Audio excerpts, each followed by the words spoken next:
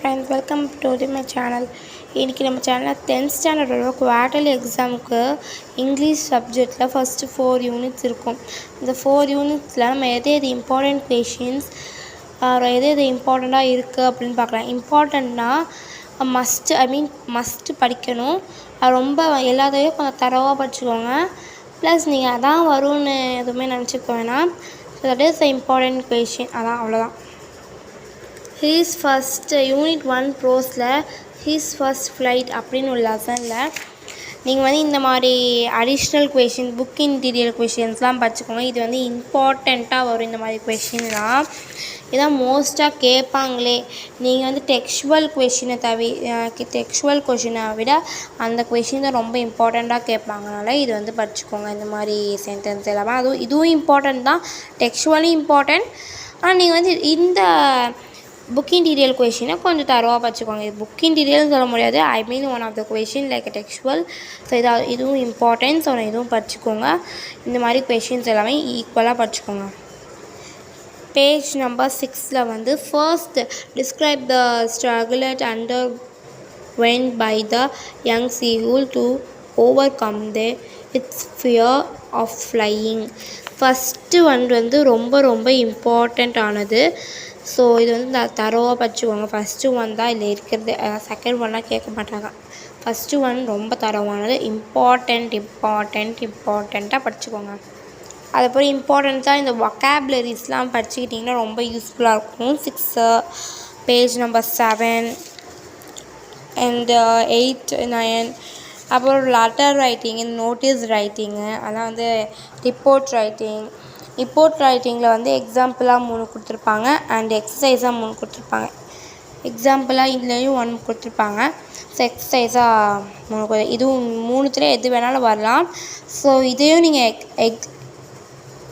எக்ஸாம்பிளையும் நீங்கள் படித்து வச்சுக்கணும். கிராமர் எக்ஸசைஸ் பேஜ் நம்பர் 12ல் இது மாதிரி நிறையா இருக்குது. ஸோ இதெல்லாம் ரொம்ப ரொம்ப இம்பார்ட்டன்ட். இதெல்லாம் பார்த்துக்கலாம் விட்டுட்டு போயிட்டே இருக்காதீங்க. ஜஸ்ட் ஒரு வாட்டி ரிவைஸ் பண்ணிங்க. உங்கள் டீச்சர் சொல்லி கொடுத்துருப்பாங்க. அதை வச்சு நீங்கள் ரிவைஸ் பண்ணிங்கனாலே போதும். பாசிவ் வாய்ஸ், ஆக்டிவ் வாய்ஸ் இதெல்லாமே ரொம்ப ரொம்ப இம்பார்ட்டண்ட்டானது. Just think it about the grammar vocabularies. அதே யூனிட் 1ல் போயம் லைஃப் லெசன்லேருந்து ஒரு நிறைய பேராகிராஃப்ஸ் இருக்குது. அதுவும் நான் சொல்கிறேன்.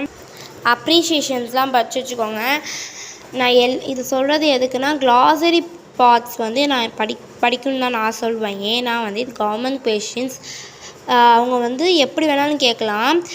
இது சினானிம்ஸ் ஆன்டனிம்ஸாக கேட்கலாம். இந்த கொஷினை இதை மட்டும்தான் நான் சொல்லலை.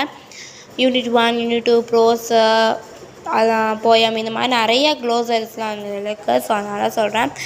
இது மட்டும் இருக்கிறதுனால இது மட்டும் கேட்பாங்க. இது இம்பார்ட்டண்ட்.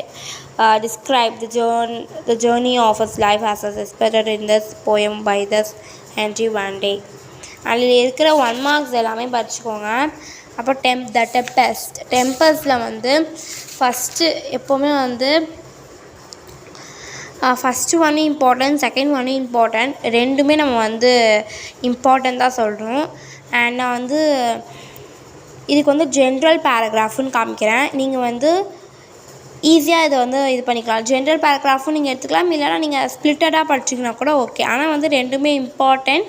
நீங்கள் நீங்களே என்னோடய ஜென்ரல் பேராகிராஃபில் நீங்களே தனி இதுக்குள்ளே பாதியும் இதில் உள்ள பாதியும் கொஞ்சம் மிக்ஸ் பண்ணி படிச்சிருந்தீங்கன்னா கூட ஓகே. அதுவும் கூட மார்க் கொடுப்பாங்க. But be careful. அண்ட் இதுலேயும் இருக்குது சம்மரி, சப்ளிமெண்ட்ரிலேயும் இருக்குது இந்த மாதிரி வொக்காபுலரி க்ளாசரிஸ். அண்ட் சூஸும் இருக்குது. கொஞ்சம் சூஸு. அந்த find the characteristics of speakers, அப்புறம் ரீஅரேஞ்ச் த சென்டென்ஸ் ஆல்சோ கொடுப்பாங்க. இதுக்கு பதிலாக நீங்கள் சப்ளிமெண்ட்ரிக்கு பதிலாக ரீஅரேஞ்ச் சென்டென்ஸ் அப்படி இல்லைன்னா ஹிண்ட்ஸ் டெவலப்மெண்ட்ஸ் கூட கொடுக்கறதுக்கு நிறைய சான்சஸ்லாம் இருக்குது. அவ்வளோதான் இதோடது. இது ரொம்ப ரொம்ப இம்பார்ட்டண்ட். இது நீங்கள் படிச்சுக்கோங்க. அண்ட் இது ஜென்ரல் பேராகிராஃபு. ஸோ அதனால் இது ஒரு ஸ்க்ரீன்ஷாட் மட்டும் உங்கள் ஃபோன்லேருந்து எடுத்துக்கிட்டிங்கன்னா இது பார்க்கலாம். இது வந்து ஜென்ரல் பேராகிராஃப்னால நீங்கள் கம்பைன் பண்ணுறதுக்கு இது யூஸ்ஃபுல்லாக இருக்கும். கம்பைன் பண்ணி ஒரே டீட்டெயிலாக எழுதிக்கலாம். 2 கொஷின் வந்தாலும் இந்த ஒரு டீட்டெயில் எழுதினாலே போதும். ஸோ அதனால் இது படிச்சுக்கோங்க. நான் சொல்கிறது என்னென்னா unit 1 prose poem supplementary. So இதில் வந்து ஃபர்ஸ்ட்டு டீட்டெயில் மட்டும் படிச்சுக்கிட்டிங்கன்னா இம்பார்ட்டன்ட். இதில் ஃபஸ்ட் டீட்டெயில் தான் இருக்குது, அதனால் இம்பார்ட்டன்ட். இது ரெண்டுமே இம்பார்ட்டன்ட். நான் ஜென்ரல் பேராகிராஃபை நீங்கள் படிச்சிங்கன்னா நான் காமிச்சதில் நீங்கள் வந்து அதை அட்டன் பண்ணி ரெண்டுத்துக்கும் ஒரே இதாக எடுத்துக்கலாம். And vocabularies, grammar, passive and active voice இது எல்லாமே இருக்குது. அண்ட் அதனால் 1 மார்க்ஸ் இருக்குன்னா 1 மார்க்கில் நீங்கள் ஸ்கோர் பண்ணிங்கனாலே போதும், நீங்கள் பாஸ் மார்க் எடுத்துலாம். பட் நீங்கள் வந்து நிறைய பேர் சென்டம் எடுக்க ட்ரை பண்ணுறீங்கனால இந்த மாதிரி இம்பார்ட்டன்ஸ் கொஷின் தான் நான் சொல்கிறேன். ஸோ யூனிட் 1ல் நீங்கள் பார்த்துட்டிங்கன்னா யூனிட் 2ஓட இம்பார்ட்டன்ஸ் கொஷின்ஸ்லாம் வேணும்னா நம்மளோட கமெண்டில் கேளுங்க. அண்ட் யூனிட் குவார்ட்டர்லி எக்ஸாமுக்கு இது மாதிரி இம்பார்ட்டன்ட் கொஷின்ஸ் இன்னும் நிறையா வந்துகிட்டே இருக்கும். ப்ளஸ் நான் வந்து தமிழோட குவார்ட்டர்லி கொஷின் பேப்பரையும் நான் ரிலீஸ் பண்ணுவேன், அதை வந்து நான் சொல்கிறேன். அண்ட் தேங்க்யூ ஃபார் வாட்சிங்.